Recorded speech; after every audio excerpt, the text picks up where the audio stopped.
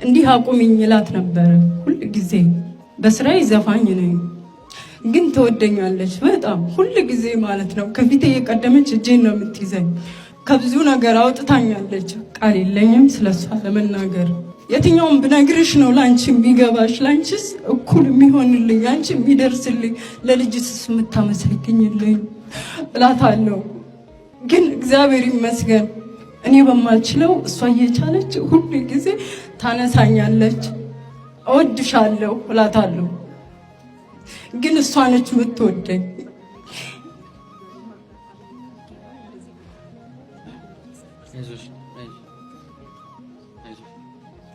በርሜል ቅዱስ ጊዮርጊስ እየተጠመቁ በሶስተኛው ቀን ራሷ ከልቤ ውስጥ ያለውን ነገር ንቅል አርጋ አውጥታ የሷን ፍቅር ከተተች።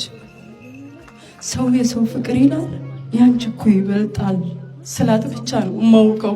ስራዋን ስትሰራ እኔ ምንም መናገር አልችልም የነበረው። ፍቅሯ እጅግ ልቅ ነው። የምሬ ነው የምላችሁ፣ መናገር አይቻልም። ቃል የለውም። ድጋሜ ልቤ ውስጥ የሚያስጨንቀኝ ነገር ነበር። ያንን ፈንቅላ ስታወጣው ይታወቀኛል። በሁለተኛ ጊዜ ሲሄድ ራሷ ልጇን ላከችልኝ፣ ሰጠኝ። ብዙ ነገር ብነግራችሁ ለእናንተ አይገባም። የምሬን ነው። ለራስ ብቻ የሚገባ ቋንቋ፣ ለሰው የማይገለጥ አውርቻ አልዘልቀውም የምር። ከዛ ወደዚህ ስመጣ አባቴ አረፈ። ለሱም ነበር ሲሄድ የነበረው ከኔ አልፎ ማለት ነው። ከዛ በኋላ እዛ ጭንቀት ውስጥ ስለነበርኩ ላብድ ነው አልኩት። ነይ አለ። መጣው። የታትሉ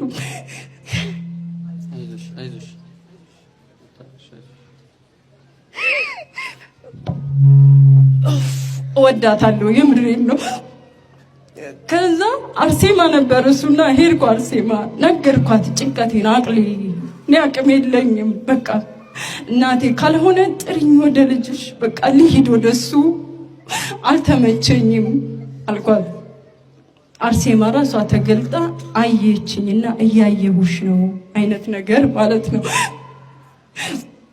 ገባው ሱባኤ። ለመጀመሪያ ጊዜ ነው ሱባኤ ገባው። በቃ ሰሩ ስራቸውን። የምሬ እውነቴን ነው የምላችሁ። ሲተባበሩ ዘመዳሞች ሲተባበሩ ታውቃላችሁ አይደለ? የሚደራረቡት በዙሪያቸው ያሉ ሁሉ እናትና ልጁ ይመጡልኛል። እኔ በማላውቅ አላውቅም፣ ምንም አላውቅም። የምሬን ነው የምናግራችሁ። አሁንም አውራውን ሁሉ እኔ አይደለሁም። ለራሴ እስኪገርመኝ ድረስ ሳወራ እንዴ ይሄን ሁሉ አውቅ ነበር እንዴ? ከየት ነው የመጣው ሁላ አላለሁ። ግን እኔ አይደለሁም፣ አሁንም እኔ አይደለሁም። እሷ ናት የምታወራው በእኔ ላይ። ቤተሰባችን ተበጣበጠ በውርስ። እኔ ጥሩ ነኝ አልላችሁም፣ ግን ከባድ ነበረ።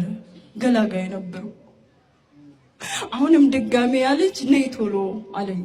መጣሁ። እዚህ ነበረ። ከዛን ቀጥ ብሎ እህቴ ጋር ነበር የመጣሁት አዲስ አበባ እና እምነቷን ይዞ መጣ። ቤት ስውሯን አላውቃትም። ቤት ይዞልኝ መጣ። ሲመጣ ለኔ አልነበረም የመጣው፣ ለጓደኛዬ። በእኔ ነው የሚያውቃት ልጅቷን። ከዛ ሰጣኝና ለእሷ ነው የምትሰጪው አለኝ። በእናትሽ ልጠቀመው አልኩት። እንዳትጠቀሚ፣ በእሷ ስም ይሸሻል፣ እንዳትጠቀሚ ስጪ አለኝ። እሺ አልኩና የሚቀጥለው እሑድ ነበረና ከሰኞ ከማክሰኞ ውስጥ ምናምን ነው የመጣውና ድንገት ተነስቼ መሄድ እፈልጋለሁ። የት ነው መኪናው ማገኘው ስለው ነይ ጥሩ መገናኛ አለሁ አለኝ። እሺ አልኩና የእህቴን ልጅ ይዤ መጣሁ። የምሬን ነው። ቃል ሳይኖረኝ ምንም ሳልነግራት ሁሉ አልቅሼ የሄድኩት። በቃ የልቤን ታውቂያለሽ አንቺ፣ ልቤን ሁሉ ቋጠሮ ፍቺ ብያት ነው የሄድኩት። በቃ ህይወቴን ቀይሪ፣ አልፈልገውም፣ ህይወቴን አልፈልገውም፣ ግን አዲስ ነገር ስጭኝ ብያት ነው የሄድኩት። በፈለግሽው ነገር ምንም ሊሆን ይችላል። ትዳር የለኝም፣ ስትፈልጊ በትዳር ባርኪኝና ህይወቴን ልቀይር፣ በቃ ልውጣ ከዚህ ነገር አልኳት። አታምኑኝም። እሷ ፈጠነች፣ እኔ ዘገየው። እኔ ወደ ኋላ ቀረው ለመመስከር። ሳምንት ሳይሞላው አመጣችሁ።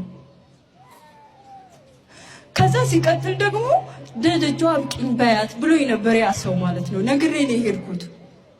20 ቀን ሳይሞላል መጣ ለሱባኤ ልንጠይቃት። ፈቃድሽ ነው ወይስ አይደለም ልንላት መጣን። ሱባኤ ገባን። የምር ያሳየችኝ በጣም ድንቅ ነው። በቃ እሺ ብያት ሄድኩኝ።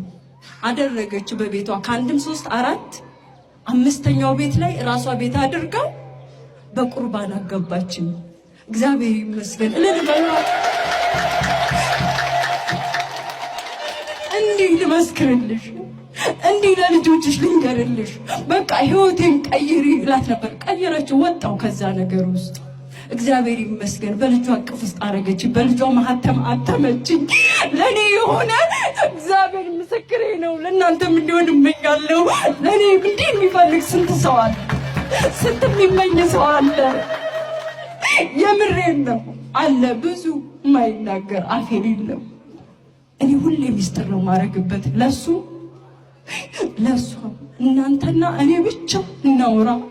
በቃ ሚስጥሬ እናንተ ብቻ ያዙልኝ። የምሬ ነው። መደበቅ ፈልጋለሁ ግን ደግሞ አልችልም። ግን አደረገች በሚስጥር እፍን አርጋ። እሷ ባለችበት እሷ አላ ያደርጉታል።